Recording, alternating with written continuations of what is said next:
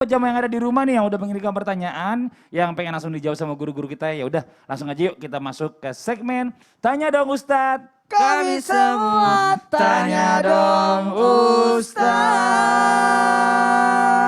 Makasih banyak. Gudangnya atau pintunya ilmu itu dari bertanya. Dan tepat sekali jamaah yang mau bertanya langsung ayo. Langsung Ayo bacain aja. kita buka pertanyaannya Ustadz langsung ya. Pertama Ustadz ya. Dari Anissa Ulfauzia.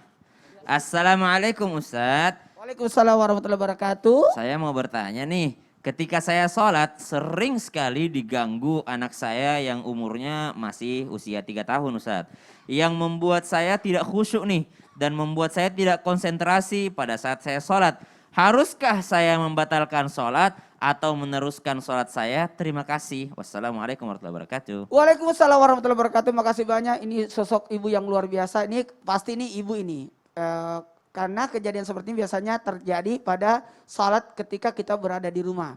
Maka apa yang harus kita lakukan ketika terganggu? Kalau anak kecil maka gendong anak itu. Sekali lagi gendong. Tapi gendong anak hati-hati. Jangan sampai dia tidak pakai apa itu loh? Ya popoknya lah. Ya yang menahan pipisnya. Jangan sampai dia pipis. Takutnya seperti itu. Itu menggendong. Dan menggendong Nabi pernah melakukan menggendong cucu Nabi. Apalagi yang kedua, bersabar jikalau si kecil mengganggu kita sholat. Pada saat kita sujud, itu anak pasti naik ke belakang kita. Itu anak saya itu Masyita yang keempat itu. Suka ganggu. Apakah kita marah? Jangan. Jangan sampai diganggu anak. Dia cubit anaknya. Ini hati-hati. Bisa merusak sholatnya. Jadi bersabarlah. Karena ini bagian daripada memperkenalkan. Apalagi persingkat sholatnya. Jangan kelamaan. Kalau ada anak kecil, Nabi pernah jadi imam, ada suara tangis anak bayi. Nabi mempersingkat sholatnya, tidak lama. Jadi kita harus tahu, oh ini salat Idul Fitri biasanya banyak. Saut-sautan gitu Ustadz ya? Sautan anak nangis. Ini imamnya nggak ngerti nih, harusnya persingkat. Kemudian turunkan harapan untuk salatnya, tidak usah. Coba selesaikan saja. Jangan kamu lamain, udah. Karena ini keadaan yang sangat mendesak. Dan insya Allah kita salat ada anak berarti kita dapat pahala 2. Salat sekaligus menjaga anak. Mendidik anak juga sekaligus. Tapi saat pertanyaan kedua. Agar ya. Bismillahirrahmanirrahim dari Instagram @rini_erlina. Assalamualaikum Ustaz.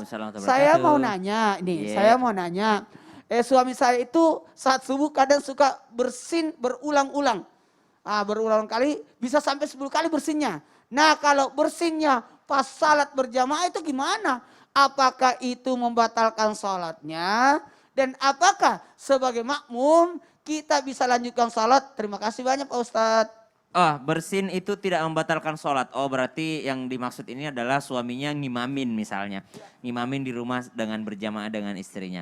Maka bersin tidak membatalkan sholat. Bahkan dalam keadaan bersin pun dia karena kebiasaan mengucap Alhamdulillah. Maka boleh dia mengucap Alhamdulillah. Tapi si makmum jangan jawab yarhamukallah, tidak. Nanti sahut-sahutan. Jadi si yang bersin aja yang mengucapkan Alhamdulillah.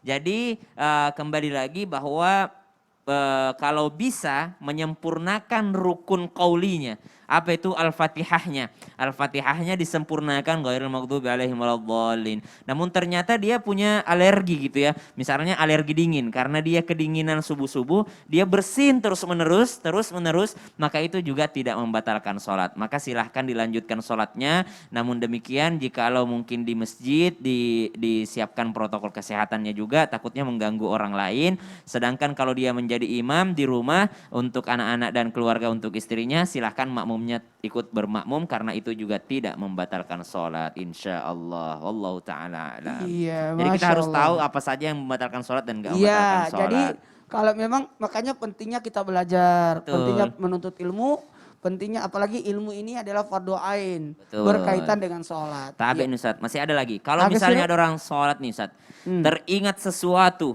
Teringat sesuatu. Di rakaat terakhir padahal. Ini harus dicek saat itu juga atau lebih baik enggak usah dicek Ustadz atau dilanjutkan aja. Tapi ini penting, sesuatunya ini penting Ustadz. Di mana kunci motor? Ya Allah, tahu-tahu dibawa orang motornya gimana?